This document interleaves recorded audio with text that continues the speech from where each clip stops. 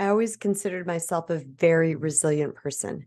I also always considered myself someone who could handle any type of situation that came my way because I had been through a lot of things in my life. Yet nothing compared to the consistent emotional abuse from a particular person in my life. And over time, I noticed that there was this aftermath, this fallout that I was experiencing from having dealt with that person on the regular. And this is what I want to talk to you all about today. Because unless you are, excuse me, the phone, super mindful about this, then you're going to get yourself into a place where you are functioning unconsciously from this space of fallout. And it's going to be a space that is unhealthy. It's going to be wounded, and it's not going to be from your higher self.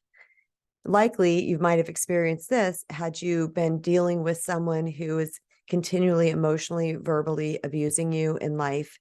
Then at some point, you may have noticed that your patience wore down, or that you were like really nervous around them all the time, or you started to be more jumpy or waiting for it to happen from other people because you were so used to this, like you were dipped into it and immersed into it on the regular, that your nervous system got really used to this being your environment. And what happens is that our body, from that continual attack, our brain gets ourselves into a state called survival mode, where it's constantly searching the environment for the next attack to come. That's a heightened state. The problem is that when we are in that state, then we cannot take in any more new information. And we typically don't grow as a person or heal as a person because the body is so busy expending all of its energy dealing with its environment. So what I'm here today to share with you all is that how do we deal with this aftermath of having dealt with emotional or verbal, some type of gaslighting, narcissistic, or toxic person abuse, where we can find ourselves in this heightened state where we are not who we used to be. We may lack patience, we may be more irritable, or maybe you might relate to this, you'll start reacting back to them the way they act and treat you. And you're like, oh my gosh, now I'm turning into the toxic one. Whether you are with this person or not anymore, whether you spend a considerable amount of time with them in your life or not, whether they are someone that is not going to be leaving your life anytime soon, or maybe it's a relationship that you are healing from. Sky's the limit with the variables here. There's so many different things going on in everybody's lives. But what I'm about to share with you today is something that is paramount no matter what situation you are dealing with, no matter what it looks like for you. And that is to learn to take the best care of yourself. You need to tend to your own needs.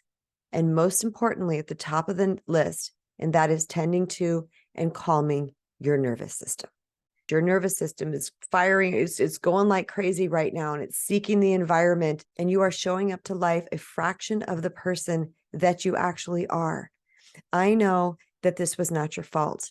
I know that these people come into our lives and they're like a slow burn. We don't really realize what's happening when it's actually happening because we get the first kind of thing that they do and it shocks us.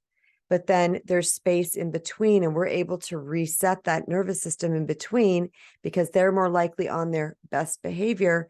And then as time goes on, they do it again. And our nervous system gets shocked again. And then there's space between. And so we reset again. But over time, what happens is their little attacks start to come closer together, and we have less time to reset our nervous system. So we end up staying in this state of fight, flight, or freeze, the survival type state, this heightened state, which is not good for our body, our mind, or our spirit. So I highly recommend you do whatever you need to do to start deeply and wholeheartedly and prioritizingly yourself, your needs, what you need on the daily. But I highly recommend that you start calming your nervous system through meditation. When we meditate, we reset our foundation inside.